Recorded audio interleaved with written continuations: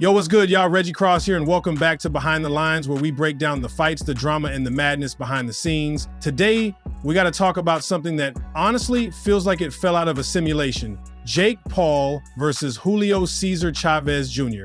Yep, you heard that right. This is the kind of fight that makes you do a double take. But hold up, before you roll your eyes, there's more going on than you think. This ain't just another influencer circus. This one might get messy. All right, let's start with the basics. Jake Paul, age 28, record 11 wins, 1 loss, 7 knockouts. Say what you want about the guy, but he's been stacking up W's. Now he's facing Julio César Chávez Jr., who's 39 with a record of 54 wins. Dude's got the experience, edge by a mile, and he's the son of one of the greatest to ever put on gloves. But experience don't always mean focus. And Chavez Jr., man, his career's been all over the place. One minute he's giving Canelo problems, the next he's quitting mid-fight. It's like watching a Netflix show where the main character just randomly walks off set. Vegas odds got Jake as the heavy favorite, 700. That means you got to bet $700, 0 cents, just to make 100. Chavez plus 400 underdog. The money says Jake wins, but fights ain't fought in spreadsheets, my guy. Now, before we even get into training footage and fight strategy, we got to talk about that interview. Jake Paul and Piers Morgan went toe to toe, but not in the ring. I think the problem here, Piers, is that you think that your opinion matters. Jake stormed out of the studio. Real talk, it was wild. Piers poked at him about being taken seriously as a boxer. The only proper boxer you fought was Tommy Fury, and he beat you. Peak Tyson, you wouldn't have lasted 10 seconds. Into the gym, you're still a fat ass.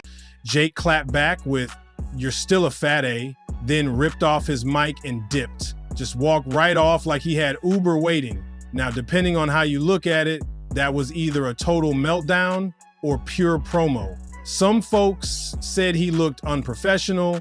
Others said he pulled a Mayweather and kept all eyes on the upcoming fight. Either way, the man knows how to stir the pot.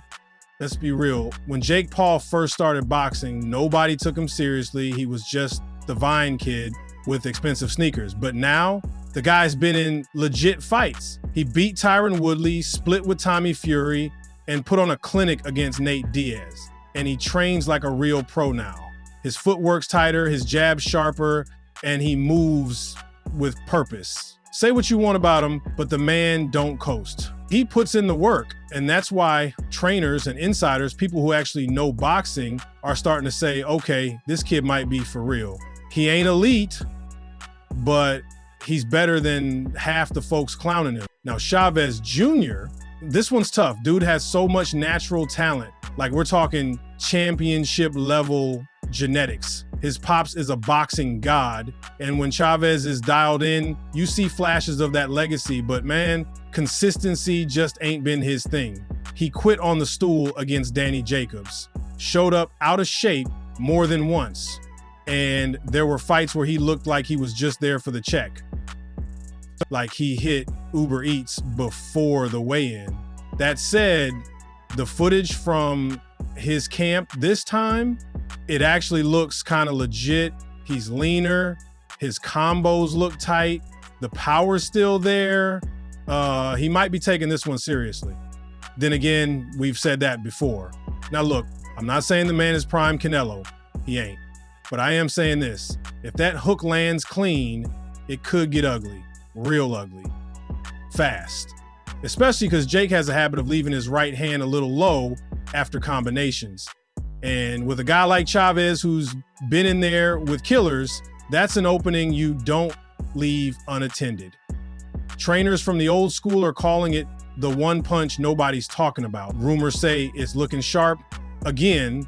And if there's even a spark of his old timing still alive, Jake better keep that chin tucked and them gloves high, because if Chavez catches him mid-step, it could be night before we even hit round 4. But that's a big if. That left hook is a what if wrapped in a question mark, delivered by a guy who sometimes forgets to bring the right mindset to the fight. Here's the breakdown like you're sitting on the couch with me wings in hand. Jake Paul, he's all about keeping the distance. Jab, jab, right hand. He doesn't want this to become a brawl. He wants it clean. Think technical. Think stay on your bike, work the angles, land clean, reset.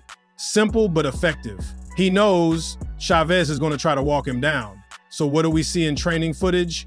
Rope work. Jake getting off the ropes fast, pivoting out, landing that sneaky right hook to the body. That ain't an accident.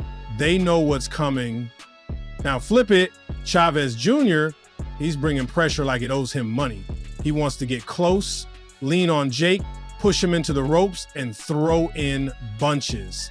He knows Jake ain't a volume puncher, and he wants to test the gas tank. Chavez is thinking, let's see what happens after round 6. Let's see what Jake looks like with a busted nose and someone breathing down his neck. This is 2 different fights happening at once. Chess versus chaos. All right, let's not sugarcoat it. If Jake Paul loses this fight, bro, it's curtains. Not just for the I'm a real boxer campaign. I mean, the whole brand takes a hit. Sponsors start side-eyeing. The Tank Davis dream fight, gone. Back to boxing other influencers or crossing over to slap fighting.